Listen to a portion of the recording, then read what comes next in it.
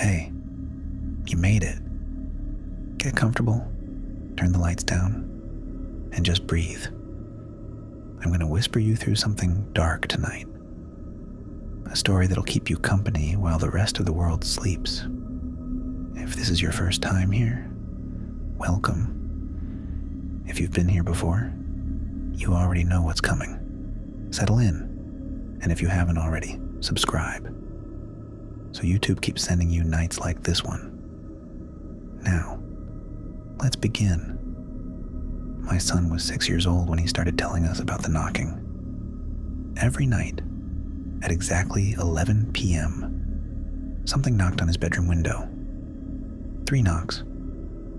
Always 3. He'd come to our room the first night, half asleep, tugging at my arm, telling me someone was at his window. I went and checked. 2nd floor. Nothing outside. No marks on the glass. No ladder. Nothing on the ground below. I told him it was a tree branch. We didn't have a tree near that window. He knew that. He was 6, but he wasn't stupid. He looked at me the way children look at adults when they've been given an answer that doesn't fit the question, and he went back to bed without arguing. The second night, he didn't come to us. In the morning, he told me over breakfast that it had knocked again. Same time. 3 knocks. He'd pulled his blanket over his head and waited, and eventually it stopped. My wife and I sat in his room the 3rd night. 11 p.m. came and went, and nothing happened. And we felt the particular foolishness of parents who've spent an evening sitting on a child's bedroom floor for no reason. We kissed him goodnight and went to bed. The next morning, he told us it had knocked after we left. He'd heard us walking down the hallway, and 5 minutes later, the knocking started. My wife suggested a camera. We set one up facing the window. The footage from the first night showed nothing. The window, the glass, the dark outside, and at exactly 11:04 p.m., the glass vibrated, slightly, like something had touched it from the outside. No hand visible, no shape, just the glass moving the way. Glass moves when something presses against it. We watched that footage 4 times. Then my wife called her brother, who was practical and skeptical about everything, and he watched it and said it was probably pressure changes in the building structure.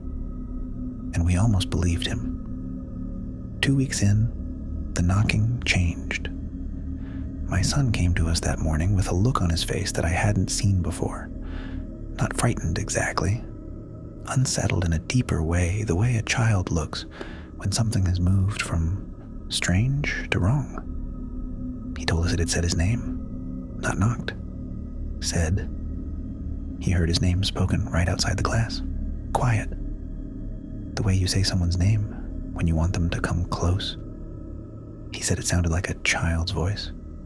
Another kid, he said, like someone his age. He asked us if we had heard it. We hadn't. Our room was down the hall. We'd heard nothing.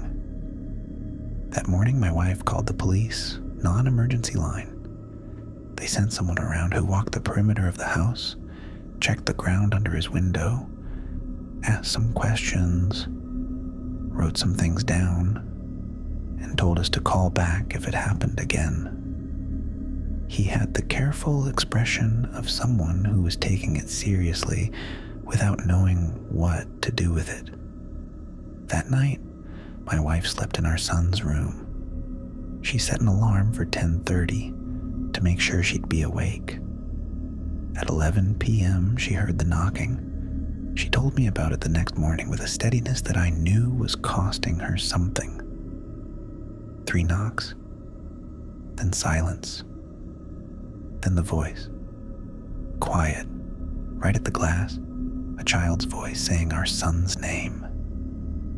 She'd gone to the window immediately, pressed her face to the glass and looked out. Nothing. The empty yard. the street light at the edge of the property. Nothing between the window and the street. She said the voice had stopped the moment she reached the window, like it heard her coming. A week later, it started asking him to come outside. He told us in pieces over several mornings. The way children tell you things they're not sure they should tell you. It knocked. It said his name, and then it said, "Come outside and play with me." He said it used that exact phrase every night after. "Come outside and play with me."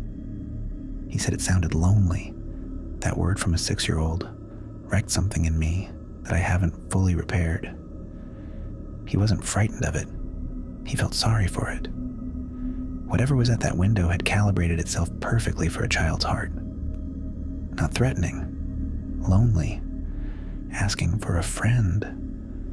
We moved him to a different room immediately. The knocking moved with him. First night in the new room, 11 p.m., the new window. 3 knocks. His name. "Come outside and play with me." We took him to my parents' house across the city for a week. He slept in my old childhood room. On the 3rd night, he came to find my mother at 11 p.m. and told her it was knocking again. My mother's house, a different building, a different window in a different part of the city. The same 3 knocks. We brought him home because we didn't know what else to do, and because running wasn't working, and because we told ourselves we'd watch him. We put a lock on his window. We took shifts sleeping in his room.